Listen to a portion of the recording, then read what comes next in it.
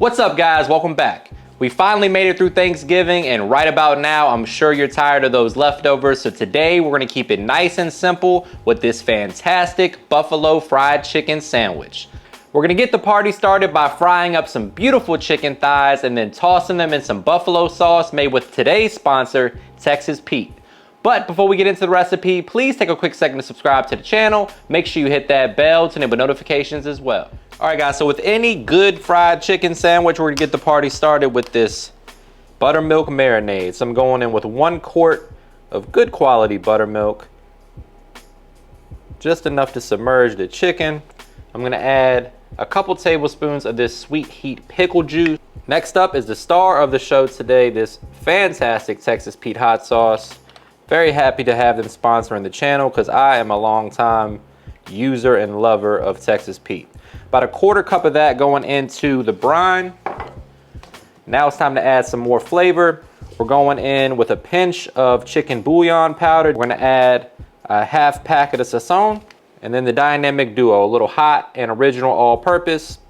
If you haven't tried this yet, go ahead and grab yours via the link in the description box, or just feel free to use whatever your favorite all-purpose seasoning is. These are both low sodium. My hot has a little bit of jalapeno powder in it, which I'm a huge fan of. Now we're gonna go ahead and break out the whisk and mix to combine. Tons of flavor in this marinade. You wanna allow this chicken to marinate for at least 2 hours, preferably overnight if you have enough time, but who really has that much time on their hands? So we're gonna go for 2 hours today, and then we're gonna fry this to perfection. Toss it in that fantastic buffalo sauce. We're gonna make a little homemade blue cheese dressing, and we're gonna eat good. All right, so now we're just gonna take our chicken thighs or chicken breasts, whatever you choose today, and submerge them right in that brine. Get in there and just kind of make sure they're all worked in. Then we're gonna cover that and put that in the fridge for about 2 hours. All right, my friends, we're gonna go ahead and make this homemade blue cheese dressing. First ingredient we're gonna add is about a 1/4 cup of sour cream, followed by a 1/4 cup of mayonnaise. You guys know this is a Duke's mayonnaise household, but please feel free to use whatever you like. Equal parts sour cream and mayo. We're also gonna go in with about a tablespoon or so of lemon juice. Fresh is best, but use whatever you got on hand. We're gonna add a good 2 ounces of blue cheese, which in this case is about 1/2 of a pack. I like big chunks in mine, but if you wanna like crumble it up real fine, then you know, be my guest, but I want it to be pretty chunky. Like me after Thanksgiving. There we go, crumble it up nicely. We're gonna season that up with a touch of all-purpose or just a little salt and pepper. And then that little bit of buttermilk we had left over in our quart container, we're gonna go in with a couple tablespoons of that. And then just get in there and mix everything together.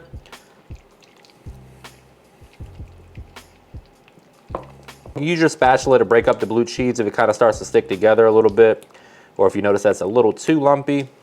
We're also gonna add a tablespoon of freshly diced parsley for a pop of color, and a little fresh herb flavor never hurts either. There you have it, my friends, homemade blue cheese dressing. That's gonna pair perfectly with this buffalo chicken. You can make this for your wings.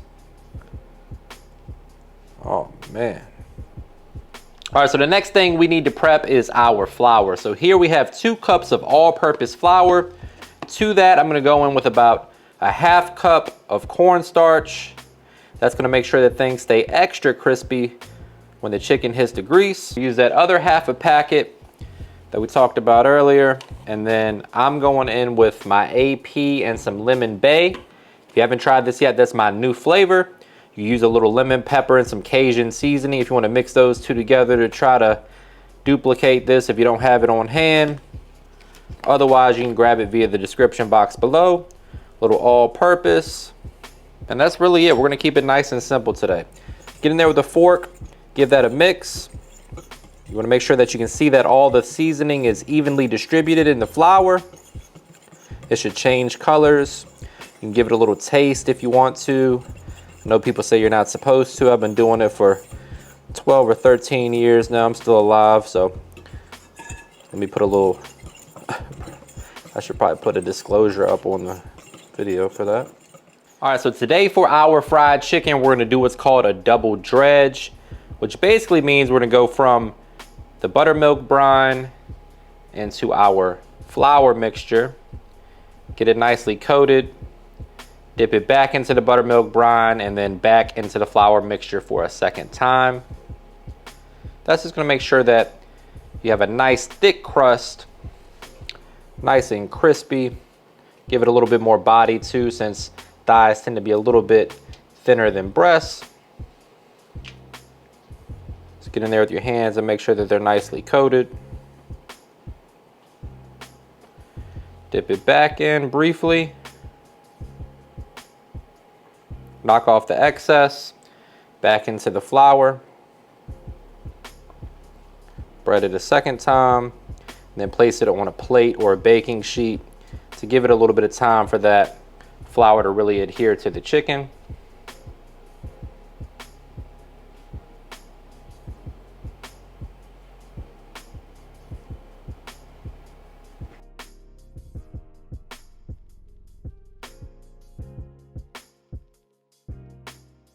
All right, guys, so buffalo sauce is incredibly easy. All you gotta do is fire up your skillet over medium heat. We're gonna melt down 3 tablespoons of butter, and then you're gonna go down with about a half cup to a full cup of your favorite hot sauce, which today is Texas Pete. You can adjust that based on how hot you want this to be. As that butter is melting, I'm just gonna go ahead and add in the Texas Pete. Make sure it's melted together. Give it a good little mix. We're gonna season it up with a little hot AP seasoning or just a little salt and pepper. Don't have to go too crazy. If you wanna get real fancy, you can add a little honey to this and make a honey hot situation. That's very popular, I love that too. But as you can see, that butter just emulsifies along with that hot sauce. Everything becomes one silky smooth buffalo sauce, guys, super easy. You can add lemon pepper to this and make a lemon pepper hot sauce. You really can do whatever you want at this point. Butter, hot sauce, and then you can get as creative as you want to after that. All right, guys, so our oil is up to temperature. We're looking for 350 degrees. The best way to know is to grab yourself a digital food thermometer if you don't have one already. Right at 350. We're gonna take our chicken that's had a little bit of time to rest and carefully place it on in that oil. Don't overcrowd your fryer. Always lay the chicken away from you, that way you avoid splatter. You're looking for at least 165 degrees internal temperature. For chicken thighs, I personally prefer 175, but for chicken breast, 165 would be right where you want to be. All right, so we're just about ready. I'm gonna give it a couple more minutes, but that is how we're looking. Absolutely beautiful, golden brown, extra crispy. You want to flip it over, make sure they're cooking evenly on both sides.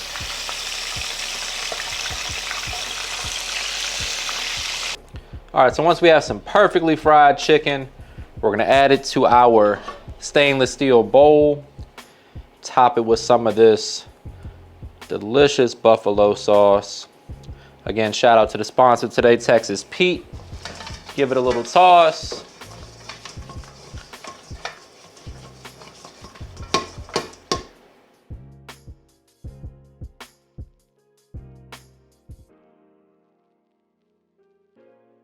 And this is the part where I say, brace yourself for a trademark money shot. Say it with me, guys. Looking good. The only thing left to do is to get in here for a taste test. One final thanks to our sponsor for the day. Shout out to Texas Pete, guys. Next time you're at the grocery store, grab yourself a bottle and make yourself this beautiful buffalo chicken sandwich. Now it's time for my favorite part of the job, the taste test. Moment of truth. Cheers, my friend.